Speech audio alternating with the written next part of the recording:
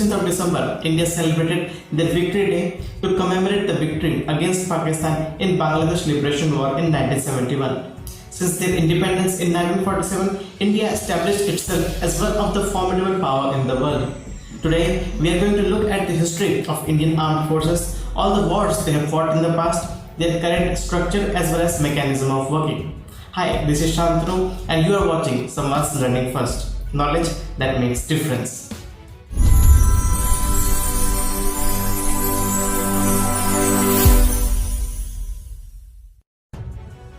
Let's begin with the current structure of Indian Armed Forces. Indian Armed Forces is the military of Republic of India.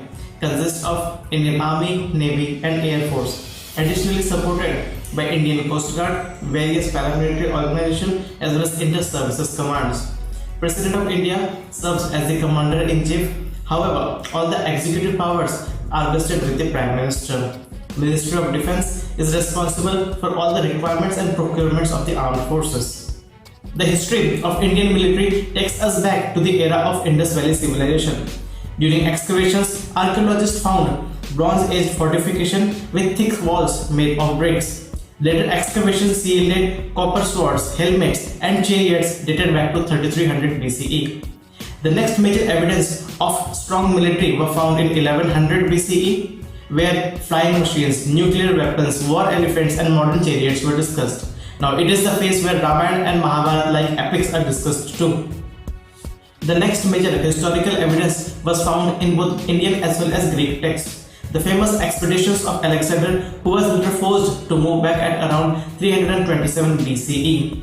At 250 BCE, Chandragupta reorganized entire India, which was then divided into various kingdoms. He, along with his teacher Chanakya, expanded India's territory from Afghanistan, parts of Iran to modern-day Bangladesh, and reorganized an army of around 650,000 men at 249 BCE. Takes us to the golden and classical age, dated 1st to 11th century AD. Many more important kingdoms like Satavahanas, Guptas, Cholas, Chalukyas and Rashtrakutas emerged, but they were mainly concerned with the politics, internal squabbling and civil wars, which made way for various foreign invasions. The Ghaznavid invasion made way for Islamic empires in India. The first one established in 1299 by Khiljis, later known as the Delhi Sultanate. The other powerful kingdoms with very powerful military were the Ahoms in the northeast as well as the Vijayanagar Empire in the south. Furthermore, foreign invasions collapsed the Delhi Sultanate and made way for Mughals to rule the subcontinent from 1526. Now India was ruled by Mughals in the north, Rajputs in the west, Bengal Sultanate in the east, Marathas in the center, Ahoms in the northeast, and Vijayanagar, the Deccan Sultanate as well as the Travancore were ruling in the south. This led to even more internal conflict and made way for even more foreign invasions. The foreign powers attracted this time was from Europe. Attracted by its riches, every European power wanted to have a part of India for itself, while Dutch and Portuguese were more focused in spreading Christianity and religious conversions. British have entirely different goal. By 1857, British were ruling the part of India through the company. After India lost its first war of independence, British Crown officially took the operation in her own hand. The Queen of Britain took the title of Empress of India, and this is the time when British actually started taking India's wealth and resources out of India. British, after Mauryas, were the first to rule almost entire India, maintaining a sophisticated army of 132,000 men. Indian army on the behalf of Britain entered the First World War.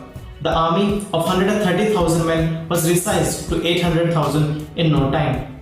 Indian army was mostly involved in wars against Ottomans and successfully defeated Ottomans and other Axis powers in Suez Canal, Jordan Valley, Jerusalem and Romani and other conflicts in Egypt and Syria.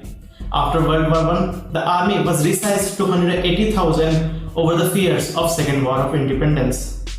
In 1939, Hitler got on rampage and Britain again needed India and expanded the army of 2.5 million military men this time, which participated in Europe, Africa, Syria and Burma.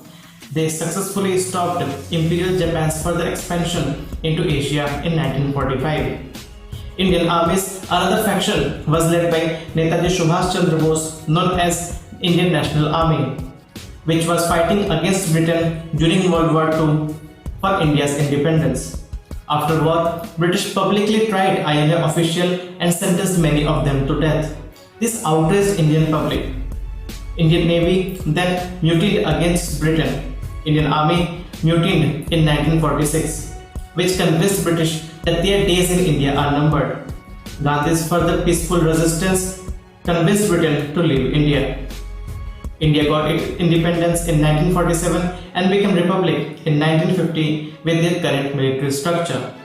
In our next part, we will cover all the past wars fought by Indian Armed Forces.